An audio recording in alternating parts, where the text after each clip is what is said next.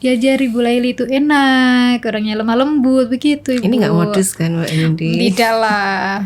Pengajar itu harus memahami bagaimana kemudian karakternya peserta didik. Mereka itu kira-kira mood nggak di kelas. Habis itu 11:30 waktunya istirahat kan. Saya bilang, Mas tunggu setengah jam ya, saya mau jemput anak saya dulu. Ini kan jam istirahat, nanti setengah jam lagi saya balik. Itu dibuat status. Wow.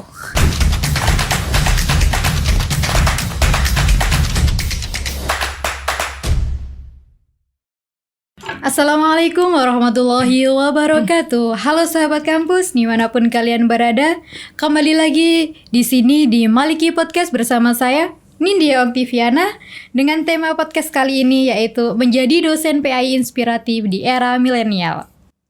Oke ya, saya di sini tidak sendiri ya. Saya di sini bersama Ibu Dr. Laili Nur Alifa. Ibu Laili, gimana kabarnya Ibu? Alhamdulillah baik Mbak Nindi. Mbak Nindi apa kabar? Alhamdulillah baik Ibu. Boleh nih Ibu, di sini Ibu bercerita nih tentang bagaimana sih menjadi dosen PAI yang inspiratif di era milenial saat ini. Langsung saja nih Ibu. Sebenarnya itu labelnya terlalu berat Mbak ya. Menjadi dosen inspiratif itu ada beban sendiri ketika menyandang gelar itu. Tapi saya mau cerita aja. Jadi gaya saya mengajar itu mengalami dinamika. Di awal saya ngajar banget sebelum saya di UIN Malang, di kampus lain itu ada keinginan bahwa saya harus memberikan sesuatu yang terbaik untuk mahasiswa. Gitu. Nah kebetulan di kampus yang lama itu mahasiswanya lebih ini ya, karena mungkin fasilitasnya kurang dan lain-lain. Mahasiswanya itu lebih ada effort untuk mau mendapatkan hasil yang lebih begitu. Ketika kemudian saya di UIN Malang, itu saya terapkan ceritanya begitu. Jadi awal-awal dulu pernah suatu ketika dulu kan saya masih pakai metode presentasi ya. Ada yang waktunya presentasi nih, tapi satu kelompok itu ada 4 orang atau 5 orang kalau nggak salah. Nah, tapi 2 orang yang pegang makalah dan jadi satu kelompok itu kayaknya yang kerja cuma 2 orang ini aja. Itu nggak datang. Sampai ditunggu setengah jam itu nggak datang. Ketika kemudian dia datang, dia bawa makalahnya dalam kondisi print out nggak di staples. Kemudian PowerPoint-nya juga acak-acakan masih. Dia nggak bawa laptop. Dia katanya punya PowerPoint di flash disk.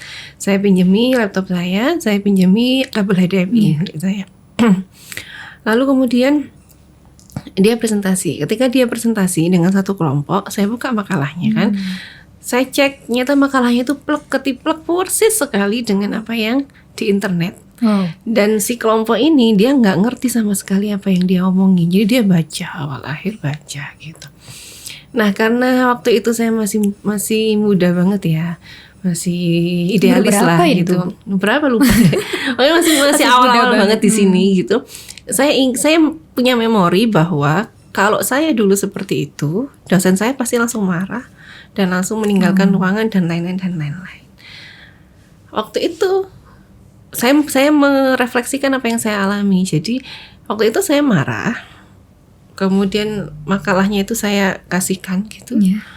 Dan kemudian saya nggak mau tahu, pokoknya hari ini juga kamu harus revisi dan seret gitu. Karena seingat saya dalam memori saya bahwa dulu pas zaman saya kuliah itu malah kalau kayak gitu makalahnya dilempar atau disobek seret gitu kan. Malah lebih. Apa yang saya lakukan menurut saya waktu itu tuh sangat manusiawi lah gitu, sangat humanis gitu. Nah ternyata efeknya adalah minggu setelahnya mata kuliah saya menjadi mata kuliah yang tidak disukai. Jadi karena mungkin sudah masuk Gen Z atau gimana ya waktu itu. Jadi hal itu membuat mata kuliah saya itu sesuatu yang menakutkan dan mereka nggak mau masuk mata kuliah saya. Jadi mereka mending dapat nilai jelek dan ngulang di semester berikutnya daripada seperti itu. Nah itu membuat saya berpikir, oh berarti metode zaman dulu nggak bisa nih diterapkan gitu. Lalu kemudian saya juga menganggap bahwa presentasi ini nggak efektif, nggak mungkin mereka semua itu satu kelompok ini ngerti apa yang kemudian dibicarakan. teman-temannya juga ngerti apa yang dibicarakan. Akhirnya lalu kemudian saya nggak pernah lagi pakai metode presentasi. Jadi kemudian mindset saya berubah bahwa kalau mahasiswa zaman sekarang itu nggak bisa. Ya mohon maaf kalau Mbak Nindi tersinggung ya, tapi maksud saya adalah kayaknya mahasiswa sekarang itu tidak bisa kalau kemudian dituntut harus berjuang, dituntut harus berusaha, gitu nggak bisa. Kecuali kalau kemudian orang yang menuntut itu juga memiliki effort. Jadi dia merasa, si mahasiswa ini akan merasa bahwa saya mau berjuang lebih kalau kemudian dosen saya juga berjuang lebih gitu. Jadi udah nggak kayak dulu yang nerima aja gitu kan. Jadi lalu kemudian akhirnya di beberapa tahun terakhir itu metode saya berubah-ubah setiap saat masuk. Kecuali mungkin mata kuliah perencanaan ya, karena memang outputnya kan produk, itu mungkin berbeda. Tapi kalau di mata kuliah lain, kurikulum misalnya, atau mata kuliah lain itu metodenya setiap saat berubah. Ada kalanya kemudian sekali-kali saya minta anak-anak itu untuk observasi di sekitar kampus di saat itu juga misalnya. Atau kalau ada pembelajaran berdiferensiasi, saya minta anak-anak itu untuk berkelompok sesuai dengan keinginannya. Kalau mereka suka nyanyi, maka saya minta mereka mengevaluasi kurikulum di UIN Malang tapi dengan cara bernyanyi. Misalnya begitu. Kalau mereka sukanya ngomong nih, maka saya minta mereka untuk mewawancarai beberapa stakeholder di kampus saat itu juga. Jadi ada 2 JP nih misalnya, 2 SKS. Ya satu SKS-nya dibuat untuk observasi, sisanya untuk ya begitu. Dan itu kayaknya membuat mahasiswa itu lebih nyaman. Jadi karena anak sekarang itu juga. Ya, karena anak sekarang itu kan pinter-pinter ya, luar biasa. Apalagi ada AI kan jauh lebih mudah untuk itu. Sehingga tinggal kita manfaatkan kelebihannya mahasiswa ini sambil kemudian kita menggunakan metode yang membuat mereka menantang. Dan ternyata itu jauh lebih ringan bagi saya sebagai dosen gitu. Karena saya nggak usah capek menjelaskan, nggak usah terlalu yang gimana. Tapi mereka eksplor sendiri dan saya tinggal membetulkan atau saya tinggal memberikan arahan-arahan. Atau misalnya saya buat permainan nih di kelas. Jadi awalnya saya menerangkan selama beberapa puluh, ya misalnya 15 menit atau 20 menit begitu. Habis itu saya minta mereka belajar, terus saya buat kuis misalnya. Kuisnya misalnya yang paling sering itu pakai tic-tac-toe. SOS tahu nggak Mbak? Itu. Jadi saya bikin 2 grup, kemudian dan itu lebih memacu siswa. Pengecualiannya adalah kalau anak ICP. Anak ICP itu kan pintar-pintar tapi diam-diam ya. Diam gitu. Nah ini tidak seheboh kalau kemudian anak reguler yang dibuat permainan. Jumlah banyak juga. Betul. Tapi kalau anak ICP ini kita tarik sesuai yang lebih menantang. Misalnya saat itu juga saya minta dia membuat bagan pakai Canva gitu, mereka cepat selesai gitu. Dan tidak yang gitu. Jadi memang menurut saya sih sebagai pengajar dimanapun ya, entah di sekolah dasar atau di perguruan tinggi, sekarang ini kayaknya masanya pengajar itu harus memahami bagaimana kemudian karakternya peserta didik. Mereka itu kira-kira mood nggak di kelas? Gimana caranya mereka mood? Kalau kemudian mereka nggak mood juga percuma juga gitu, mau diapakan. Nah yang saya agak susah itu kalau mata kuliah perencanaan. Gimana Ibu? Kan itu kan produk ya. Iya, menghasilkan produk. Menghasilkan produk dan itu kan harus, karena AM mereka harus bisa gitu. Dan itu banyak, mulai dari pekan efektif, kemudian membuat TP dan lain-lain sampai LKPD terakhir. Itu kan akhirnya saya tidak bisa mengeksplor metode karena yang diminta adalah produk. Sehingga seringkali saya, jadi kalau saya udah masuk itu mereka udah gitu, itu udah beban nih. Tugas. Saya tanya misalnya, ngapain kalian buka laptop? Karena memang mata kuliah itu harus bawa laptop. Jadi emang itu tadi. Jadi kalau mata kuliahnya lebih santai itu jauh lebih mudah. Tapi kalau mata kuliahnya itu ada tuntutan-tuntutan tertentu, nah itu yang kemudian explore metodenya menjadi tidak leluasa. Intinya begitu sih Mbak. Jadi kalau dibilang inspiratif itu tentu saya masih jauh dari kata inspiratif.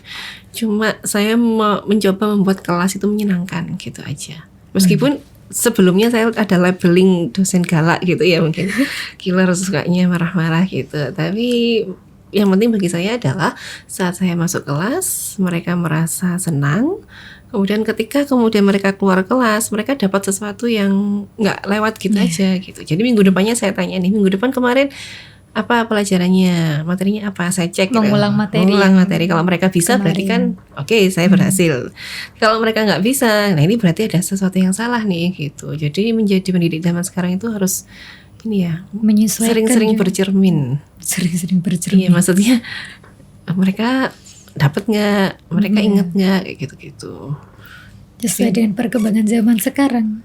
Jadi emang nggak bisa kalau kemudian kita samakan kayak zaman Yang saya dulu misalnya. manut-manut mungkin. Dulu. Jadi dulu kalau bikin makalah itu salah penggunaan titik koma itu udah shred. Wow.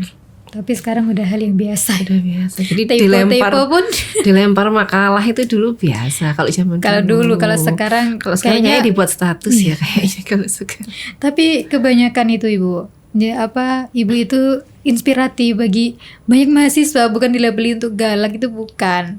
Berarti saya sendiri yang melabeli. Iya, inspiratif banget. Diajari Bu Laili itu enak, orangnya lemah lembut begitu Ibu. Ini nggak modus kan Mbak Nindi? Tidak lah. Makanya banyak mahasiswa yang kemarin pun ketika pengajuan untuk dosen pembimbing banyak yang memilih Ibu sebenarnya. Tetapi kita kan juga pengennya seperti itu, cuman kan kita juga ngikuti aturan, jadi tidak bisa sama ke Ibu. Ibu itu sangat inspiratif banget bagi banyak mahasiswa Ibu. Jangan dilabeli galak. Ya Ibu, makanya ini temanya itu cocok sekali. Dosen inspiratif, dosen PA inspiratif di era milenial. Nah, tadi kan cerita tentang dulu Ibu itu di univ yang lain itu gimana, di UIN Malang gimana. Nah, kemudian untuk bagaimana sih Ibu caranya untuk memadukan kayak aspek spiritualnya, kemudian aspek intelektual dan praktis kepada mahasiswa di era milenial ini Ibu? Oke. Sebenarnya perbedaan mendasar antara dosen dan guru itu adalah kalau guru meskipun dia misalnya hanya ngajar 2 JP ya, tapi dia masih bisa ngelihat anak ini di sekolah ngapain, karena sekolahnya kan ruang lingkupnya lebih kecil dan dia harus di sekolah dari pagi sampai pulang kan. Jadi gurunya seenggaknya tahu anak ini gimana karakternya dan lain-lain. Tapi kalau dosen kan nggak bisa. Misalnya Mbak Nindi habis kuliah kan habis itu pulang nih, atau ke kafe atau kemana, itu kan akhirnya tidak bisa terkontrol. Ini yang sebenarnya memang susah begitu. Karena harusnya kan memang aspek kognitif, afektif, psikomotor itu bisa ngeblend gitu ya, bisa jadi satu di dalam satu pembelajaran. Tapi di dalam perkuliahan memang yang lebih diutamakan atau yang selama ini lebih kelihatan itu adalah transfer of knowledge-nya. Tapi transfer of value-nya memang belum bisa maksimal ya. Yang bisa saya lakukan paling ya misal suatu ketika misal saya pas ngafe di mana gitu, kemudian ngelihat mahasiswa yang saya kenal nih. Ngafe juga ya Bu ya? Saya kalau nugas itu mending ngafe, di rumah kan nggak bisa. Maksudnya kan terdistrak ya. Istilahnya anak sekarang itu kan terdistrak. Kalau di kafe kan enggak. Saya tahu kan mahasiswa itu misalnya di kafe sedang apa gitu kan saya tahu. Tapi kalau kemudian saya negur saat itu di kafe kan suasananya jadi nggak enak nih. Jadi nggak enak nih. Jadi kemudian pas di kelas misalnya saya goda-godain aja, kamu ngapain kemarin ayo gitu. Tapi tentu suaranya nggak boleh ini ya, nggak boleh keras sampai teman-temannya dengar kan. Sama siapa gitu-gitu. Ingat loh, mata-matanya banyak, hati. Kamu membawa nama baik UIN Malang misalnya begitu. Atau misalnya ini kalau akhir-akhir ini saya jarang lihat ya, tapi dulu banget beberapa tahun lalu itu sering kalau pas bulan puasa.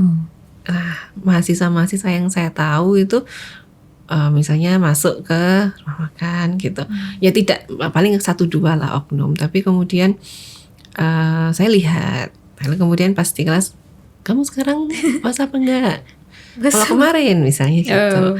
Jadi lebih ke kayak gitu, karena kalau anak sekarang ditakuti atau langsung ditegur itu kan nggak mungkin, dia akan semakin pinter untuk ini kan, untuk menyembunyikan dan lain-lain. Dan itu memang tantangan. Tapi harusnya sih kalau kita lihat teori pendidikan kan di usia perkuliahan sudah masuk ke andragogi ya. Jadi dia karakternya sudah terbentuk di sekolah dasar dan menengah. Maka yang bisa dilakukan di perguruan tinggi hanya sekedar monitoring saja.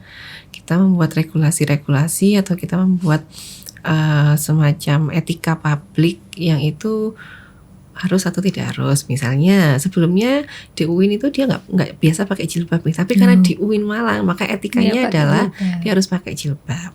Ketika kemudian misalnya dia lagi ngafe dan dia nggak pakai jilbab, maka bisa jadi ada orang atau mahasiswa lain bilang, kamu anak UIN kok nggak pakai jilbab sih? Akhirnya kan ada rasa, oh iya berarti aku sekarang harus pakai jilbab. Nah itu yang bisa kita bentuk di perguruan tinggi. Tapi tentu kalau kemudian mengintegrasikan sampai internalisasi dan lain-lain itu sesuatu yang butuh waktu yang lebih lama dan lebih kompleks ya Mbak Nindi. Jadi begitu. Kayak butuh waktu ya.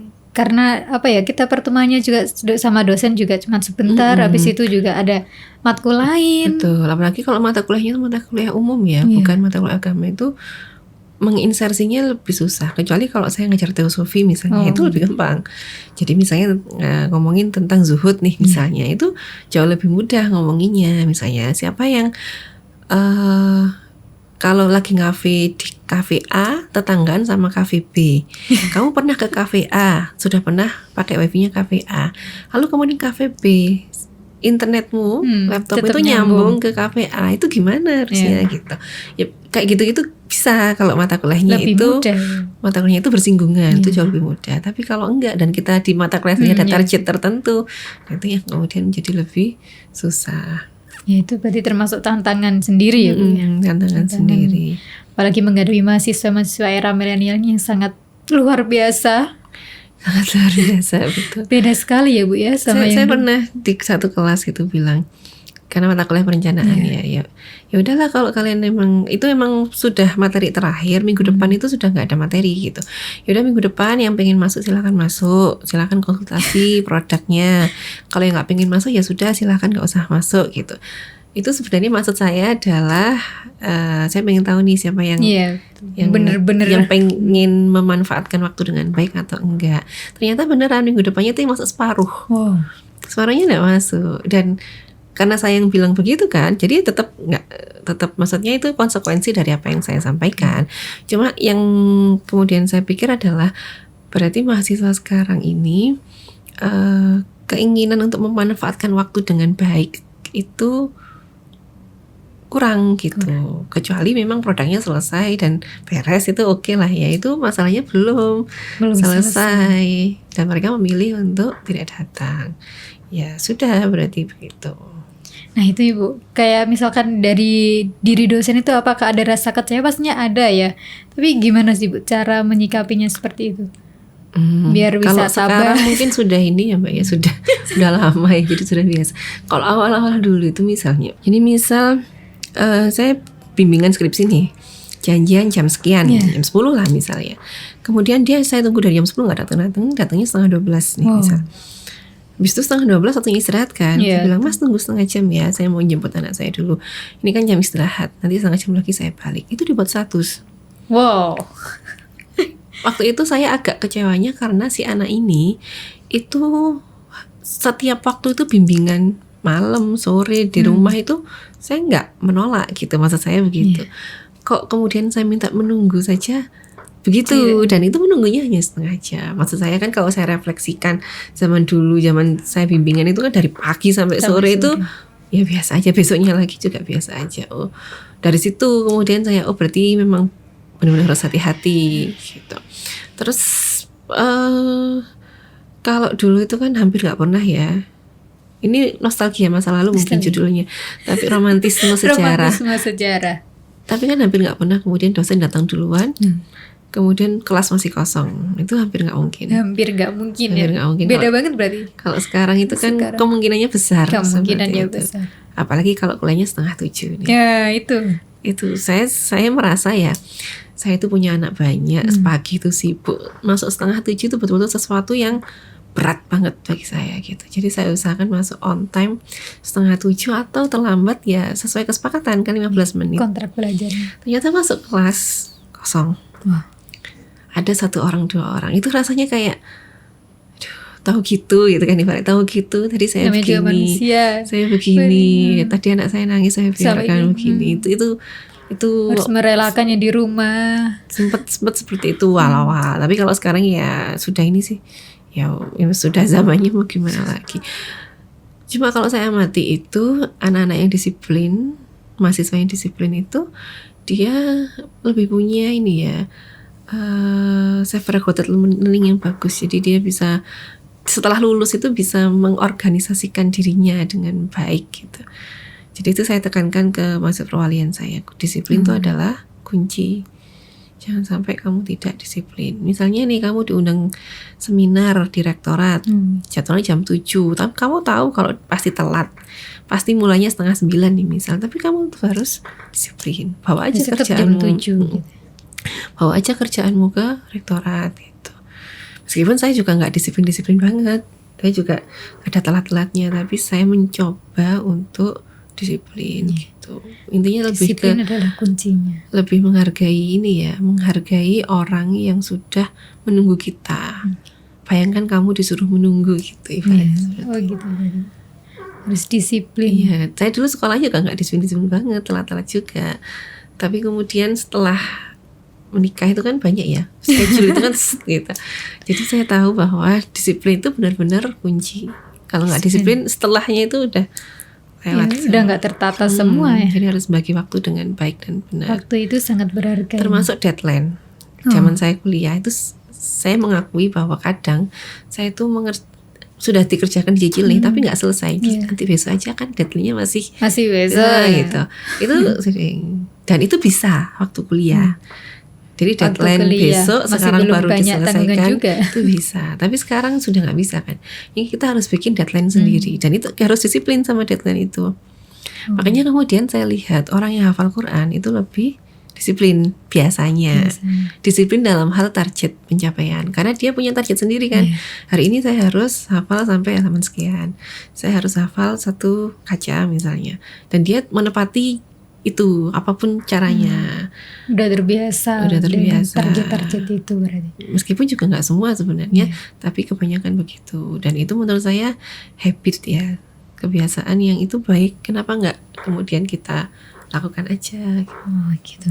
Ya Allah, Masya Allah banget ya disiplin. Kita harus disiplin ya teman-teman. Bahasanya disiplin itu adalah kuncinya.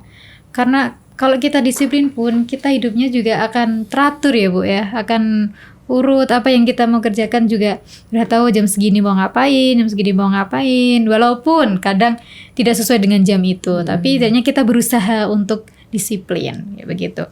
Nah gini Bu, tadi udah bercerita banyak mengenai bagaimana sih jadi tipsnya kayak menjadi dosen yang inspiratif, yang mungkin dari Ibu sendiri saya nggak inspiratif Mbak, tapi sebenarnya ya Masya Allah kan yang melihat itu orang Ibu, bukan diri jenengan sendiri. Jadi orang itu, mahasiswa itu ternyata ya jenengan itu adalah dosen inspiratif bagi kalangan mahasiswa. Pak Nindi pinter banget mujinya, luar biasa. Bukan memuji nih Bu, sebenarnya itu Masya Allah banget. Jadi dosen inspiratif di mahasiswa, bagi mahasiswa di PAI ini. Bu Laili itu adalah sering banget saya mendengar itu Ibu. Saya baru pertama kali ini mendengarnya dari Mbak Nindi. Karena Ibu habis ngajar langsung ngajar yang tempat lain. Nah itu Ibu, jadi Ibu belum tahu omongan dari bikin mahasiswa. Survei harusnya. Iya, harusnya bikin penelitian Ibu. Oke Ibu, alhamdulillah ya teman-teman, kita telah banyak mendengar dari Bu Laili ini, yang mana mengenai dosen PAI inspiratif di era milenial. Mungkin nih dari Ibu, ada nggak Ibu tips atau pesan-kesannya nih Bu ke depannya bagi mahasiswa yang ingin menjadi dosen PAI, agar bisa gimana sih cara, ayo dah kita ke PAI, yang dipelajari PAI itu nggak hanya yang agama saja, tapi sebenarnya PAI itu banyak ranahnya kayak begitu. Bagaimana menurut Ibu itu, apakah ada tipsnya Ibu, kesan-pesannya Ibu? Lebih tepatnya begini mungkin ya, bagaimana caranya kemudian, karena kita sudah menjadi mahasiswa PAI, maka kita bisa memanfaatkan diri atau bermanfaat bagi orang lain dengan ilmu PAI kita. Jadi apapun kita nanti, entah jadi dosen, entah jadi guru, entah kemudian jadi ibu rumah tangga, atau kemudian jadi pejabat, atau juragan kos-kosan, atau juragan cilok, apapun ya. Intinya bahwa di PAI itu kan kita belajar banyak hal. Mbak Nindi dari semester 1 sampai semester 8 itu kan banyak hal yang dipelajari. Mulai dari sesuatu yang sifatnya akhirat kayak tasawuf gitu kan, sampai kemudian sesuatu yang sifatnya benar-benar duniawi, manajemen dan lain-lain. Dan itu sangat bisa diaplikasikan di dalam semua aspek kehidupan. Paling mudah adalah apapun yang terjadi nanti, jadi apapun kalian nanti, kalian itu kan kemungkinan besar akan jadi ayah dan ibu. Jadi orang tua. Jadi orang tua. Kebaikan besarnya adalah kamu pernah belajar ilmu pendidikan di PAI, pendidikan Islam.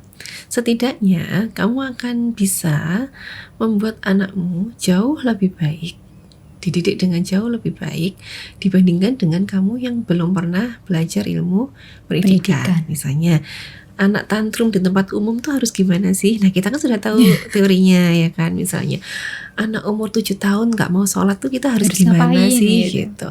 Anak itu bertanya, kenapa sih misalnya malaikat mungkar nakir itu harus berduaan, kenapa nggak satu-satu? Seenggaknya kita sudah bisa menjelaskan kepada anak gitu. Jadi itu sesuatu yang menurut saya apapun kalian nanti, pastikan bahwa kalian itu bermanfaat bagi orang lain. Dan ilmu yang kalian dapat selama 4 tahun, lama loh 4 tahun itu ya, mahal tuh, sudah berapa banyak uang berlipat-lipat kalian habiskan, itu kemudian bisa dimanfaatkan. Entah nanti kalian kuliah lagi S2-nya, entah nanti kalian kuliah sampai S3 atau tidak.